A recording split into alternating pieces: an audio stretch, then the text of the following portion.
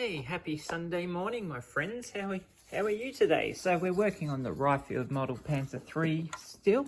So we got the front fighting compartment on, and I'll give you a look here. So we're getting the frontal track armor on, and I'm using some hooks there to hold some of the armor in, and I've made my own strapping there to hold the track on. Now we're going off this photo here, as you can see. So there is some hooks there, they're just holding up a different spot, but there's also this other extra wheel here, and it looks like it's just sitting in that position, so we're gonna have to think about that. And also down here you can see we've got more track, and there's one hanging down here. It's very blurry, and it goes along sort of in an arc.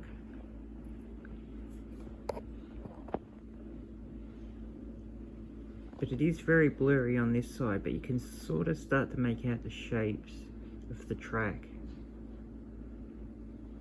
They might even be damaged at some point, and I think that they're held up. You might be able to slightly see some wire coming around the back of the lights and back around there.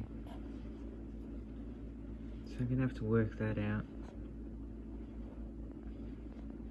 But we're building the rear plate now.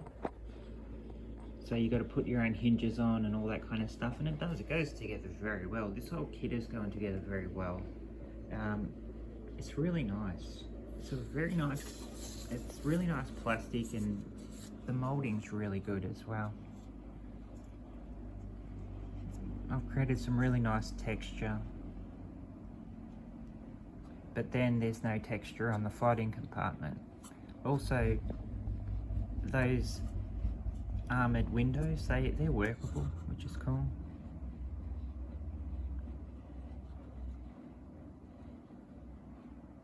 It's just a very nice little tank. I wouldn't mind getting more rifle models now, because I like it. I like the way they approach it.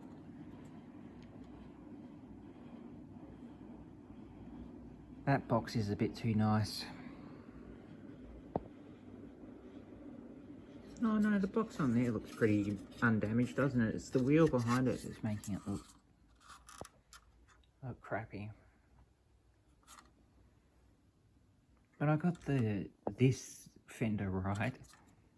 See, got it lifted up on that side. It's just this one I didn't get too well, but it's got good damage.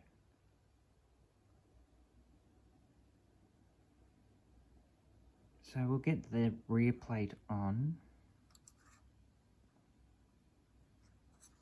and then we'll build some more stowage, because we've got to, because 24th Panzer, I've got the decal for that, that's all hidden away, but I don't know what number that is. I can't see the number, so we'll have to make one up. Here's the 525, and he's got red number, but doesn't look like the other guy does have a red number. Maybe it does. Maybe we should go to 525. We got to build this. I've got to scratch build it, so yeah, we got to find some clips and stuff, but I got an idea, and I like how they put that log there. That's pretty cool. Now I have had some damage to the side of the fenders as well, but not much. See, there's a little bit there, I'll have to extend that more, create more damage. Just a little bit there. I'll have to damage these fenders up a bit more. Yeah, we've got some guy building here, so we've got to sort of make something like this. So where does it sort of start? He's built it in two by the looks of it, and he's got that angle coming down, so it goes over the top of the rear plate. Shouldn't be too hard, but it is. It's long and it's tall and skinny.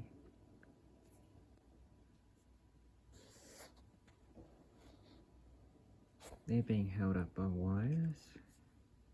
That's got a cover on it, that box, which is interesting. It's got a cover on it. Something to consider. I might what are we looking here? But I will base it off, not this one. That doesn't have the extra tracks. But I reckon, yeah, build this and put a blog on the bottom. That's something we'll definitely do. And this year is something I think we'll have to do. So you got the track coming down and they're in the opposite direction to these ones. So they're going a long ways in a sort of bow fashion. So we'll have to build that up. And I think I'll do it with, supported with wires. But I won't be able to get my cheap tracks from my old kits. I'll have to use some of the good stuff with the holes in the horns. So yeah, that's how we're gonna have to do that. Alright, well I'll keep cracking on and I'll get this rear plate on and then we can start doing some of those new plans. It's all really nice. This is, the interior one of this would be fantastic because you do a little bit of interior stuff with the machine gun and all that kind of stuff. Of course I painted the inside of it oxide. Not that you'll see it or anything like that, but I don't know. It's good to pay a little bit of attention to detail. Also, I got this stuff in the mail. Heaps of this camo strapping. It's army strapping, but it's really good because it sticks to itself. See, it's not sticky at all, so there's no stickiness, but it actually sticks to itself. And there's heaps of it. It's got all these cool little camo patterns on it. That one's cool, but that's the same sort of scale that you paint your 1/35th scale camo, you know what I mean, on a tank. You can't use it for figures or anything, but I reckon we could use this for dioramas. And there's just all these different patterns. So what happened is I must have ordered it ages ago from China, from AliExpress, and what they've done is they've put it on the cheapest delivery service they can get. So it just ended up, you know, must have got lost in the post. Well, anyway, there's a limit on how much time you can deliver these things from AliExpress, and once it gets past a certain point, you go into buyer protection and you can make a dispute. So I made a dispute. I said, you know, I have no idea where these things are. It hasn't arrived. We have no idea. There's no logistics or anything. So I just want my money back.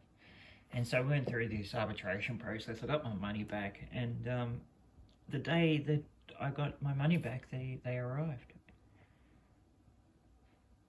Free strapping. Awesome. And don't worry about the Chinese guy. They don't really deserve any kind of respect. They don't know how to run businesses. They speak to their customers really badly. Alright guys, well, I'll speak to you again soon, and have a nice day.